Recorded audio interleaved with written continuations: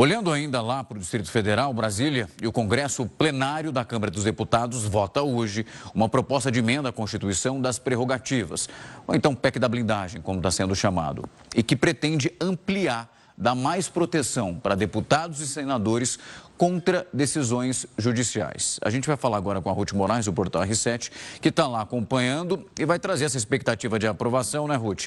Essa pauta e essa PEC, já acompanhamos essa lei no passado, antes dos anos 90, ela que falava justamente desse movimento, onde qualquer possibilidade de investigação, antes que ela fosse aberta, eram os próprios congressistas que tinham que permitir que eles sejam investigados. E mais uma vez, nesse momento, em 2025, eles estão analisando esse processo, né? Boa noite para você. Pois é, Algarte, boa noite para você e para todos que nos acompanham. A proposta agora está na discussão inicial aqui, antes da votação em primeiro turno, e você resumiu muito bem. Em tese, ela traz aqui, o ponto principal dela é trazer o texto da Constituinte de 1988, que foi modificado pelos parlamentares. Eles querem resgatar esse texto com alguns penduricalhos ali no meio também, com uma forma de tentar frear, né, o Supremo Tribunal Federal com relação aos processos que eles enfrentam lá na Suprema Corte, principalmente os processos com relação ao empenho de emendas parlamentares, né, que atualmente estão ali sob a relatoria do ministro Flávio Dino. Então agora eles estão discutindo o texto em primeiro turno, depois devem encaminhar a votação e posteriormente aprovar uma quebra de interstício para só assim iniciar a votação em segundo turno. A PEC, como ela é uma mudança da Constituição, ela precisa ser aprovada em 2 turnos, com no mínimo 308 votos cada turno aqui na Câmara dos Deputados.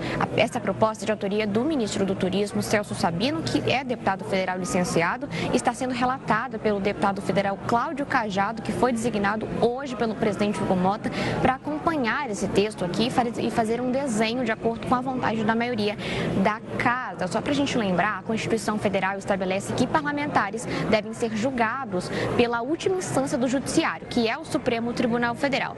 E a PEC estabelece que deputados e senadores só serão alvos de medidas cautelares por parte do Supremo por questões que são exclusivamente provenientes do mandato. E também prevê que os parlamentares não poderão ser presos, salvo em flagrante delito de crime inafiançável, e nem processados criminalmente sem autorização prévia aqui da casa a qual ele pertence, seja deputado à Câmara e seja senador o Senado. E nesse caso, a licença para permitir a prisão ou início de processos criminais será feita por meio de uma votação que será secreta e que tem de ter aqui a maioria absoluta dos deputados ou dos senadores para manter ou paralisar esse processo aqui ou evitar até mesmo a prisão. E a votação tem de ser feita em até 90 dias úteis, contando a partir da data do recebimento deste processo do STF. Se a Câmara ou o Senado negar a prisão ou investigação desse parlamentar, fica suspensa a determinação da Suprema Corte enquanto durar o mandato desse deputado ou senador.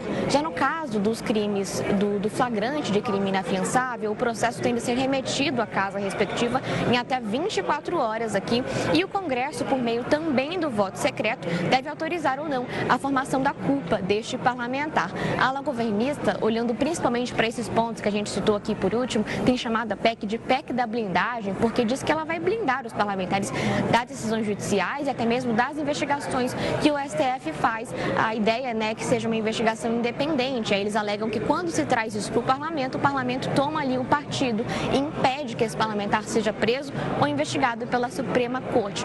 Outro destaque que a gente pode trazer para essa PEC, que vai além da Constituição de 1988, é de que ela traz para o foro privilegiado os presidentes nacionais de partidos políticos. Portanto, os presidentes de partidos que não são parlamentares ou senadores, presidentes nacionais dos partidos, eles passam aqui a ser julgados pelo STF sem passar aqui pela Justiça Comum.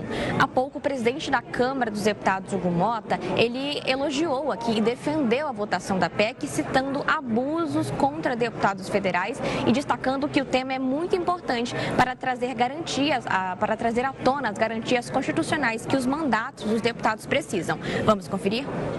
Foi aprovado pela então Constituinte, que foi alterado por essa Casa e que, diante de muitas discussões, de atropelos, de abusos que aconteceram contra colegas nossos em várias oportunidades, a Câmara tem hoje a oportunidade de dizer se quer retomar esse texto constitucional ou não.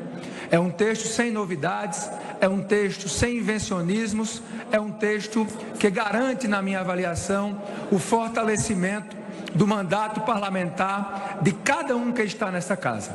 Essa não é uma pauta de governo ou de oposição, essa não é uma pauta do PT ou do PL, essa não é uma pauta da direita ou da esquerda. Essa é uma decisão que essa casa terá que tomar no dia de hoje, se quer retomar o texto constitucional visando o fortalecimento do nosso mandato parlamentar ou não.